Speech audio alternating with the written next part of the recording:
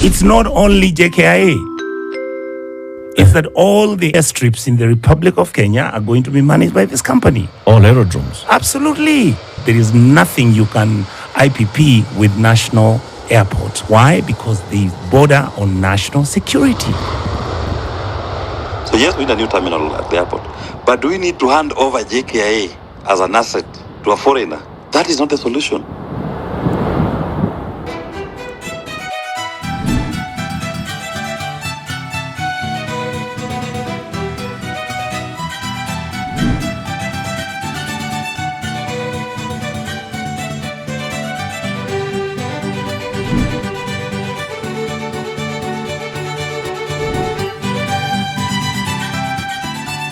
So I'm heading to the airport, and this is one of those stories that we just have to do.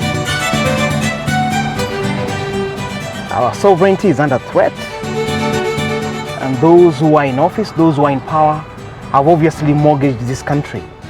So the last thing that is going on right now is that the airport apparently has been leased out to an Indian billionaire by the name Adani. So the Adani group apparently is supposed to modernize the airport, and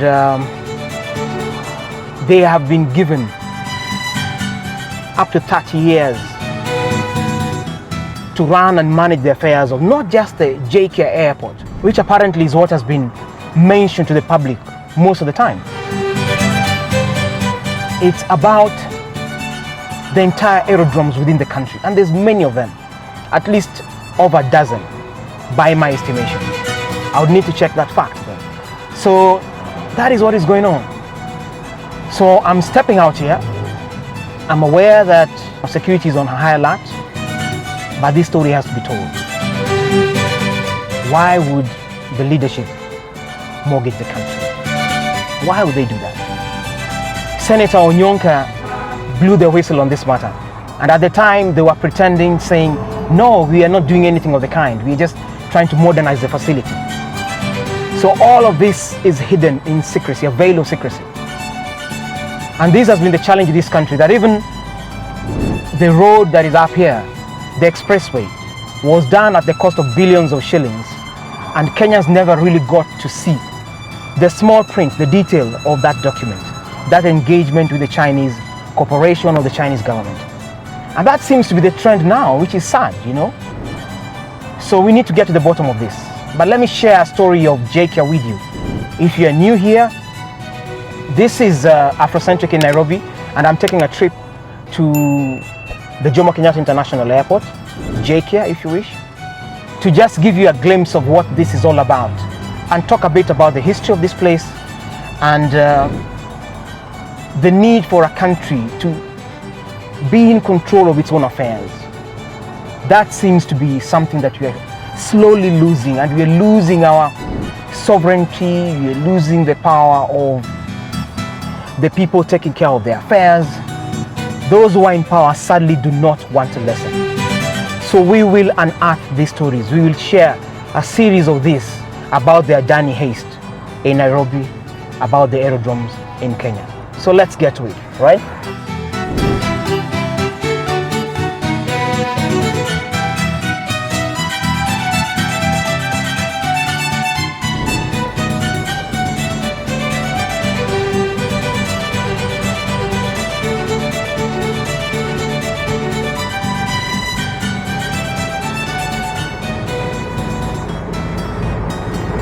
So this is the last section before you drive into the airport. On your left, the red and white building is the Barabara Plaza. That is where you get all the engineers who run the affairs of this country.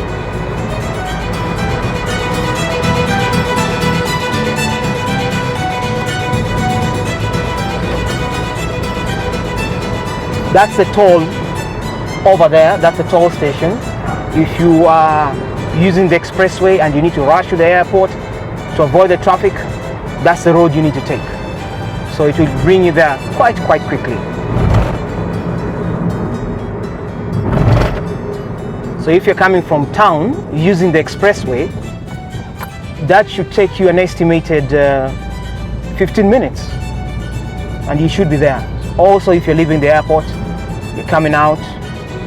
But the total stretch of that road is about 27 kilometers, coming from Machakos County in that direction, all the way into Nairobi and exiting once you get to Westlands. That's the main thing. So here we are. This is the main entrance to Jomo Kenyatta International Airport. This is a security zone. So if you are driving here and you've got passengers, they'll have to alight. If you look at that bus, guys are coming off so that they can be checked. I'm not sure if that system really works very well, but it is what it is. That's what they do. Okay, so let's find our way here. Join the queue. This is a corruption-free zone. I don't think you really need to write that. Either you do your bit or you don't. That's the main thing. So here we go. My cameras are rolling, so I hope it doesn't give me trouble. Bari ndugu? Asante sana. So he's waved me on. He's seen no passengers, no need to check apparently. But on the ground there's supposed to be a bomb detecting device, so I hear. I don't know how true that is.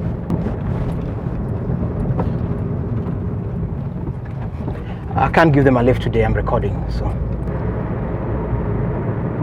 this is our entry into JKIA Airport. A lot of the guys you see walking here are either coming from work or going to work.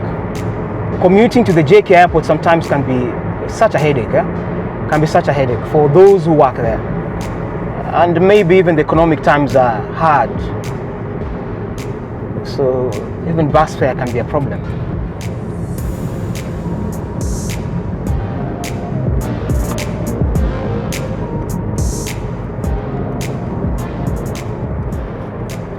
Go to get my ticket. Get my ticket.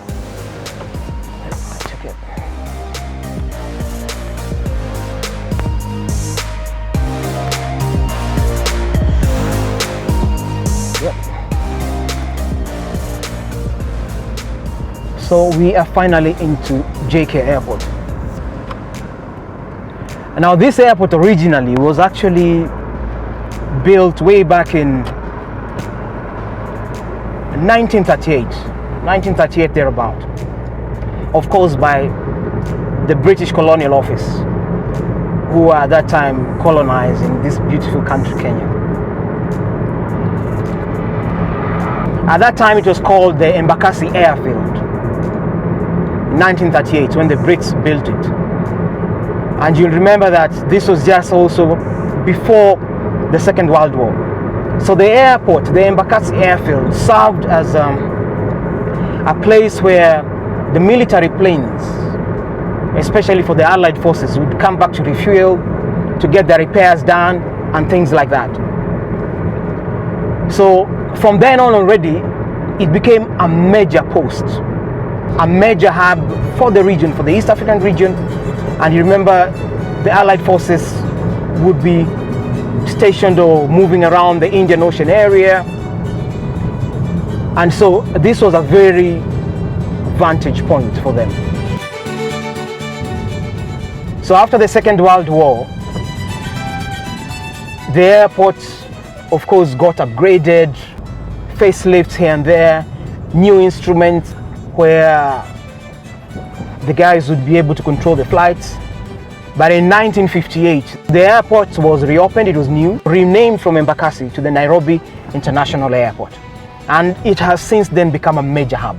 Even when Kenya and the rest of East Africa formed the East African Community, this airport at that time, Nairobi International Airport, was a major hub and has remained a major hub in the region. And of course, subsequently, upon the death of Mzee Jomo Kenyatta, the founding father of this nation, the airport was renamed the Jomo Kenyatta International Airport, hence the initials JKIA. He died in 1978, August. and the airport was renamed after him. So let's take a drive, get a sense of the place. Beautiful grounds, but obviously it needs a lot more modernization, more fleets coming in, more flights, bigger population of travelers.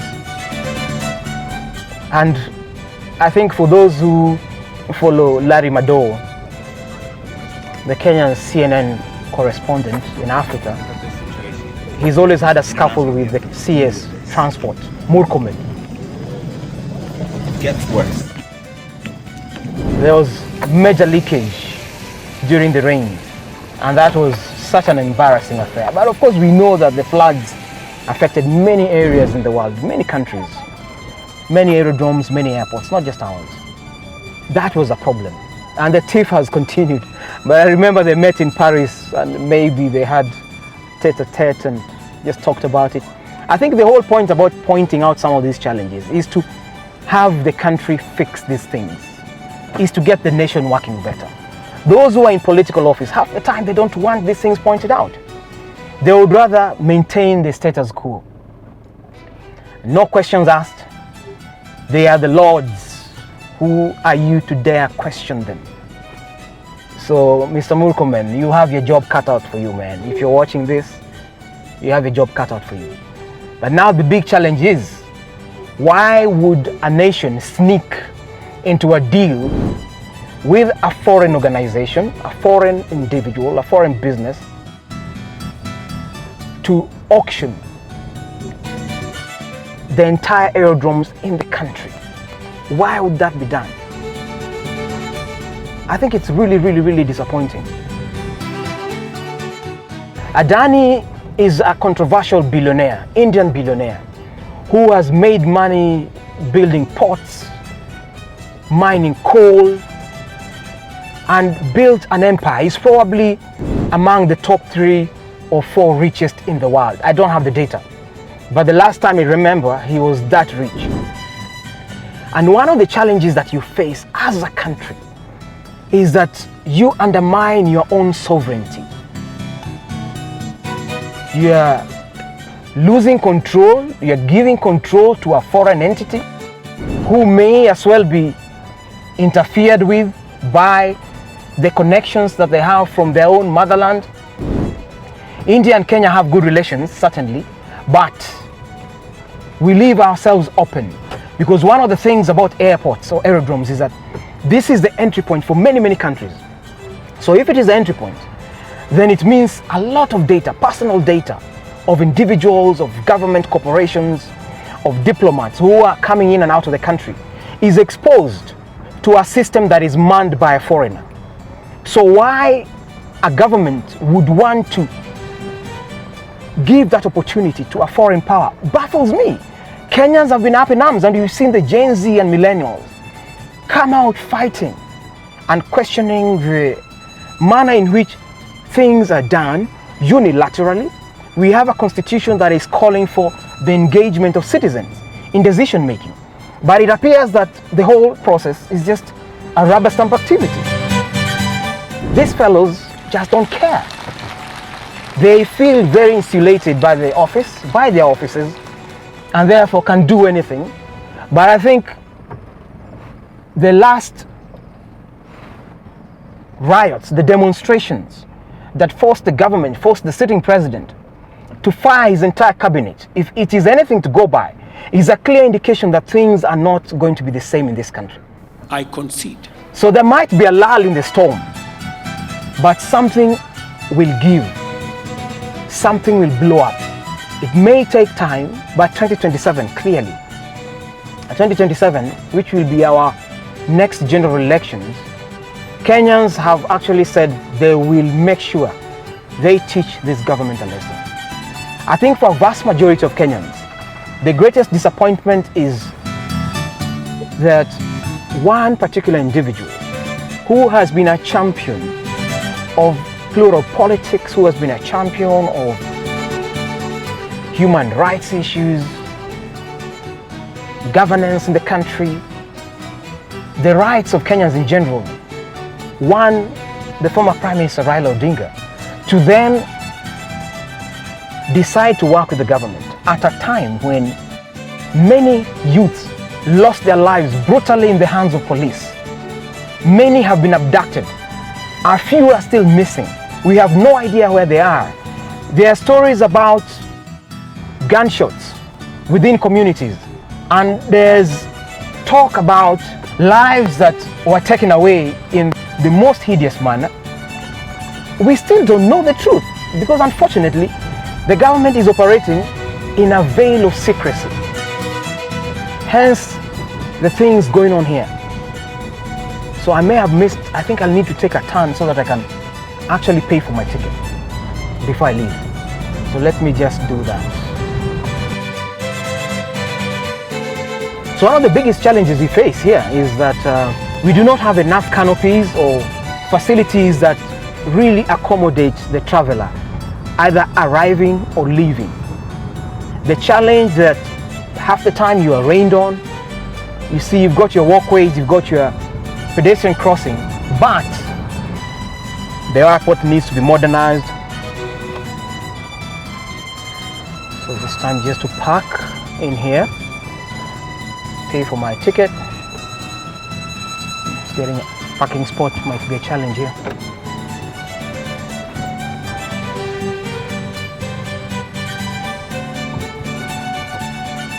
So this is the main parking if you're driving into the airport. So you can actually park here and leave your car here for several days and just drive to your destination, take your flight to your destination, and come back and pick your car. So let's do just that.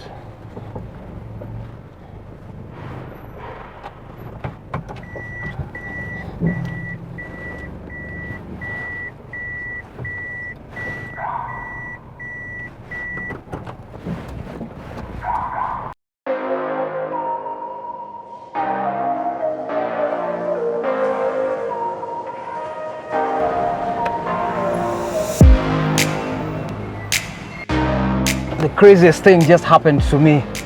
Apparently I had an old ticket which I had used and paid for. So I went to the machine with that and it gave me a bill of 4,600 and I was thinking, my goodness, how could that happen? But anyway, it was an old ticket, so issue sorted and we're out. So we're now exiting the JKIA airport, Jomo Kenyatta International Airport. If you're new here, this is essentially a story about the auctioning of our aerodromes to a foreign billionaire to manage for a good 30 years and then make money from these airports to perpetuity. So the question is, what kind of leadership is this that auctions its aerodromes, its airports, its most vital resource? It's very strategic in terms of information flow into the country, information flow out of the country. The risk is so high. The risk is so high to the extent that there are political risks that kind of individual or entity could actually interfere with their own political issues at home. They might seek favors, they might interfere with your engagements and exert undue influence on your sovereignty. Those are the challenges. And they could easily be used by even a foreign power to undermine your nation's sovereignty. Those are the challenges that you face. So why the president, the CS infrastructure, why they would do that is baffling. It's tragic, it's sad for this nation.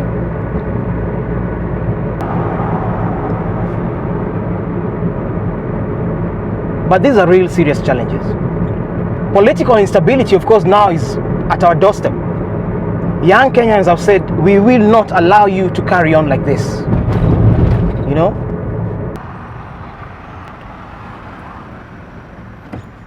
There we go.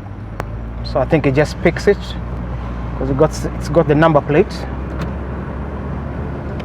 So I don't need to put it in there.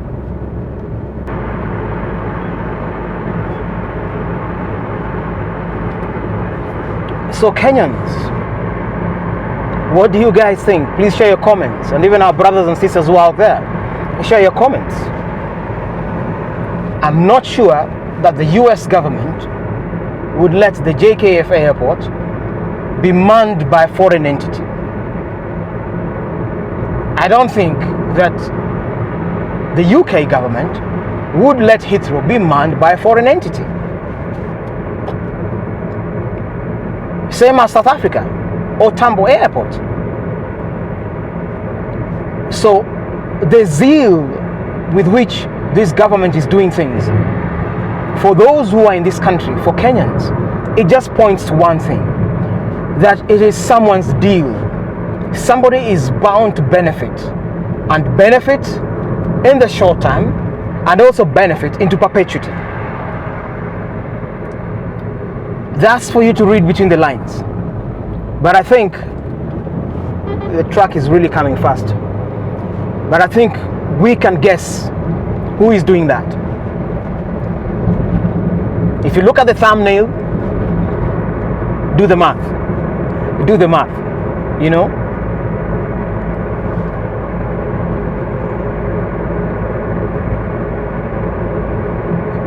KQ is just flying in. That's a flight path. This is one of those areas that police really, man.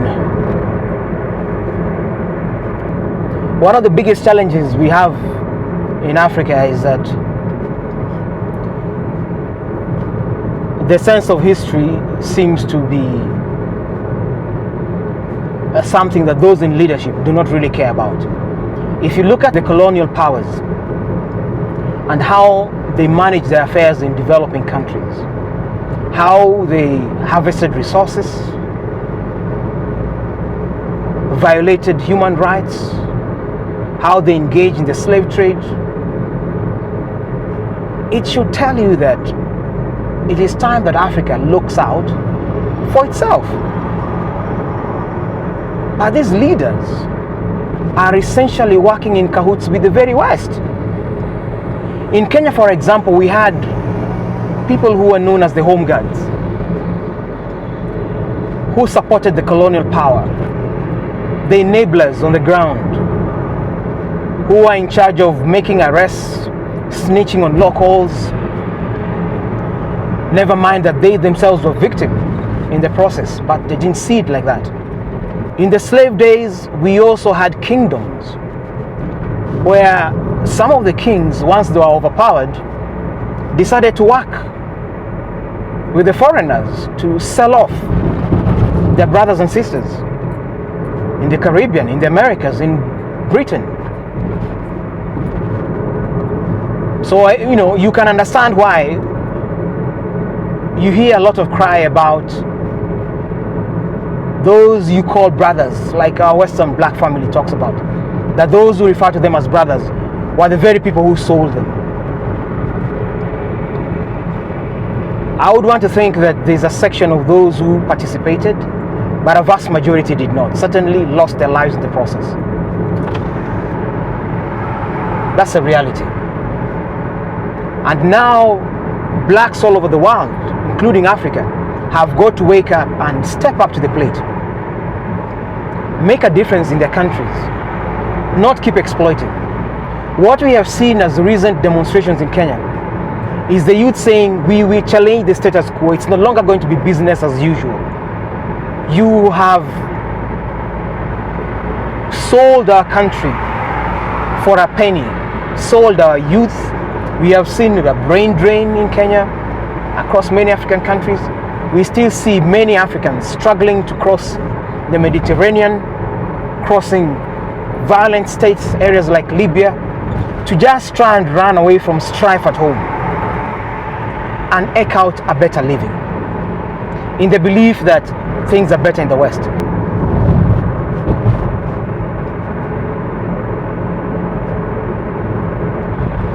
So welcome to Nairobi.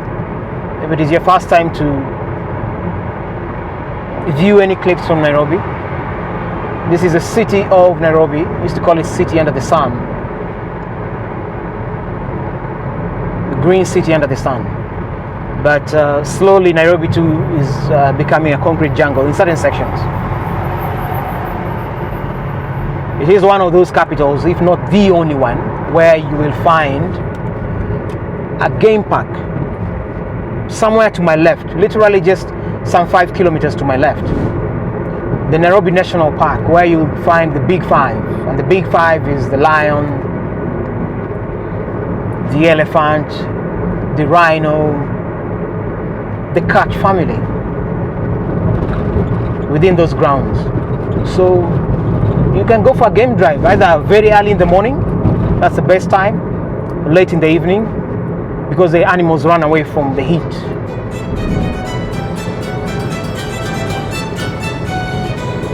So lots of activities in the morning and late in the evening.